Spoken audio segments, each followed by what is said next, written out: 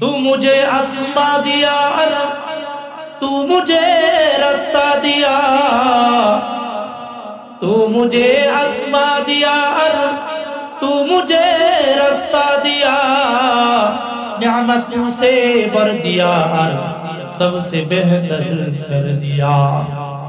मेरे सर से पाँव तक तेरे सनाअत सब दिया, मेरे सर से पाँव तक तेरे सनाअत सब दिया, देखने को आँख दिया कर बोलने को लब दिया। अल्लाहु अकबर। ওগো মালিক, ওই যে আসমান দিয়েছে, ওই যে আসমান আমরা দেখতে পাই, ওই আসমান আল্লাহ তাআলা আমাদের জন্য দিয়েছেন। জমিন আমরা যেখানে পদচারণা করি, হাঁটাচলা করি, এই জমিনটা দয়া করে মায়া করে আল্লাহ আমাদের জন্য দিয়েছেন। আল্লাহ বলেন ওয়াল আরদা ফারাশনাহা ফানি'মাল মাহিদুন। এই যে জমিন, যে জমিনে তোমরা পদচারণা করো গো, এই জমিন আমি আল্লাহ তাআলা তোমাদের জন্য দিয়েছি। গাছ গাছালি, পাখ পাখালি, গ্রহ নক্ষত্র, তারকা পুঞ্জ, লৌহ কলম, যা কিছু আছে সব কিছু আল্লাহ তাআলা আমাদেরকে দিয়েছে। ও মুসলমান ইমানদার, আল্লাহ পাক রব্বুল আলামিন জানায়া দেয়, বান্দা যত কিছু তোমাদের জন্য আমি দিয়েছি, এই সব কিছু তোমাদের জন্য আমি দিয়েছি, তোমরা এগুলো ভোগ করবা, তোমরা খাইবা, তোমরা পড়বা, সব কিছু তোমার জন্য। তুমি এগুলো ভোগ করার পরে তুমি যদি আমি আল্লাহর পদবি পায়ে যদি একবার লুটায়া পইরা, একবার যদি সিজদা দিয়া আল্লাহু আকবার বলে ডাক দিতে পারো, ও বান্দা আমার কদমে পায়ে সিজদা দিয়া যদি সুবহানা রাব্বিয়াল আলা বলে ডাক দাও, আমি আল্লাহ এত এত এত খুশি হইয়া যাই। বান্দা দয়া করে মায়া করে তোমার জিন্দেগীর তামাম গুনাহগুলো মাফ করে দেই। দুনিয়াতে যেমনি ভাবে তোমার জন্য সুখ শান্তির ব্যবস্থা করেছি, তোমার জন্য আখিরাতেও জান্নাতের ব্যবস্থা করে দেই। সুবহানাল্লাহ।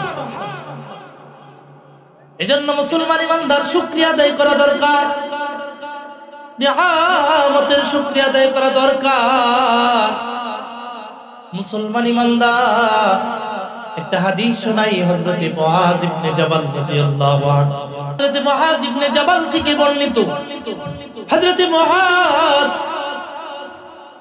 ডাক দিয়া জানায় দেয়, হযরত মুআয বলে আল্লাহর রাসূল একবার আমার কাছে আসছে, আল্লাহর রাসূল আমার কাছে এসে আখাযা বিয়াদি রাসূলুল্লাহ, আল্লাহর রাসূল আমার হাতটা ধরছে, আমার হাতটা ধরে হযরত মুআয ডাক দিয়া জানায় দেয়, ইয়া মুআয ওয়াল্লাহি ইন্নী লা উহিব্বুক।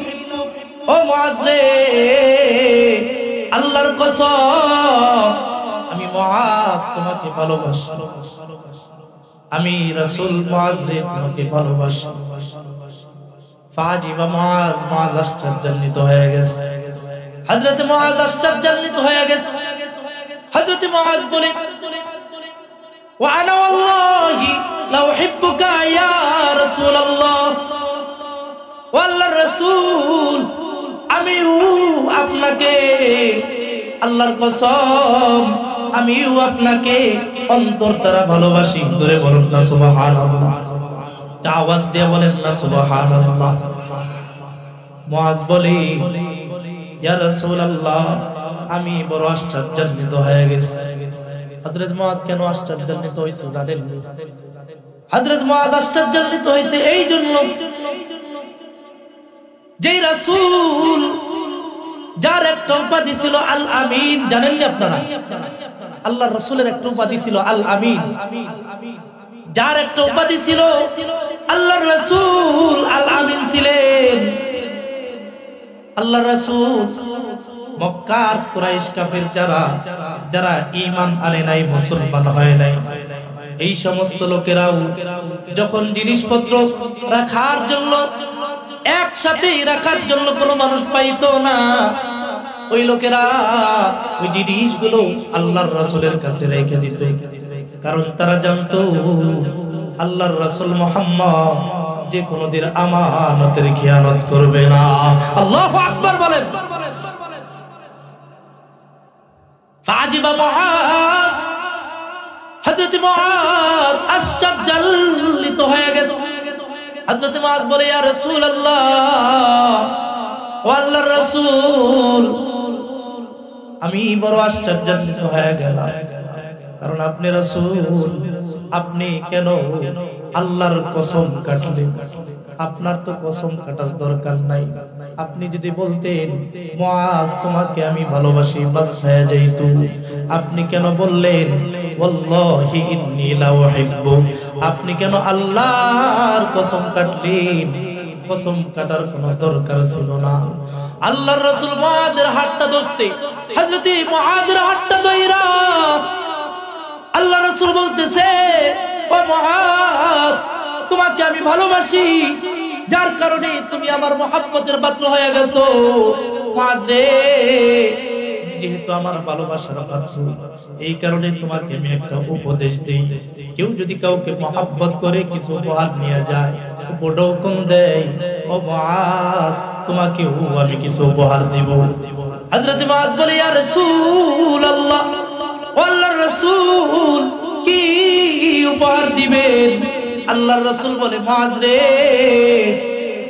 তোমাকে আমি যে উপহারটা এখন দিব, যে উপদেশটা তোমাকে আমি দিব, তুমি কোন নামাজে হির করে এটা ছাড়বা না।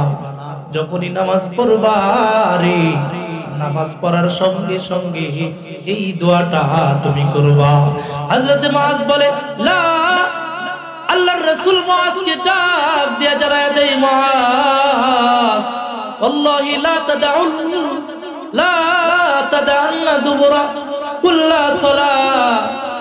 যখনই নামাজ পড়বা রে, এই দোয়াটা তুমি পড়বা, আল্লাহুম্মা আইন্না আলা যিকরিকা ওয়া শুকরিকা ওয়া হুসনি ইবাদাতি। আর আল্লাহর কাছে বলবা, আল্লাহুম্মা আইন্নি, আল্লাহ, আমি আপনার কাছে সাহায্য চাই, আলা যিকরিকা, আপনার জিকির করার ব্যাপারে আপনার নিকট সাহায্য চাই, ও শুকরিকা, আপনার কৃতজ্ঞতা জ্ঞাপন করার ব্যাপারে আপনার কাছে আমি সাহায্য চাই, ওয়াদা ওয়া হুসনি ইবাদাতি, আর ভালো ইবাদত করার ব্যাপারে আপনার কাছে আমি সাহায্য চাই। আল্লাহর রাসূল এখানে মুআজকে তিনটা উপদেশ দিয়েছে। এক নম্বর উপদেশ, তুমি যখন কোন জিকির করবা, জিকির করার ব্যাপারে আল্লাহর সাহায্য চাইবা। ও মুসলমান ইমানদার, আমরা যে জিকির করি, কোন ভালো কাজ করি, আমরা যখন জিকির করি, বলেন তো এই জিকিরটা আমরা নিজেদের শক্তিতে করি নাকি আল্লাহর দেওয়া ক্ষমতা দিয়ে করি? কোন জিকির আমরা নিজেদের শক্তিতে করতে পারি না রে ভাই। আজকে মাহফিলে আসছি, দেখেন না অনেক মানুষ ঘরের মধ্যে বসা, তারা চিন্তা করে না, না মাহফিলে যাওয়া যাবে না, মাহফিল তো হুজুরদের কাজ, মাহফিল হুজুররা করবে, আমাদের কাজ না। আমরা বাড়ির কাজগুলো করি, একটু একটু মাইকের আওয়াজ আসবে, ওই আওয়াজগুলোই আমরা শুনবো, এতটুকুই চলবে। কিন্তু আল্লাহর রাসূল বলে, তুমি জিকির করবা, এই জিকিরটা করার জন্য আল্লাহর কাছে সাহায্য চাও। আবার যখন ইবাদত বন্দেগী করবা, ইবাদত বন্দেগী করার ব্যাপারেও আল্লাহর কাছে সাহায্য চাও। আবার যখন তুমি কৃতজ্ঞতা জ্ঞাপন করবা, কৃতজ্ঞতা জ্ঞাপন করার ব্যাপারেও তুমি আল্লাহর কাছে সাহায্য চাও। কৃতজ্ঞতা যখন জ্ঞাপন করবা, ভালো একটা কাজ করছি, কৃতজ্ঞতা জ্ঞাপন করবা। আমরা যদি মনে করি যে না মাহফিলে আমরা এমনিতে আসছি, ভুল। আমরা এমনিতে আসতে পারি নাই। যার সৌভাগ্য হয় না, যার নসিবে হয় না, সে শত চেষ্টা করেও মাহফিল আর ভালো কাজগুলোতে আসতে পারে না, আসতে পারবে না। চিৎকার করে বলুন না কথা ঠিক না ঠিক?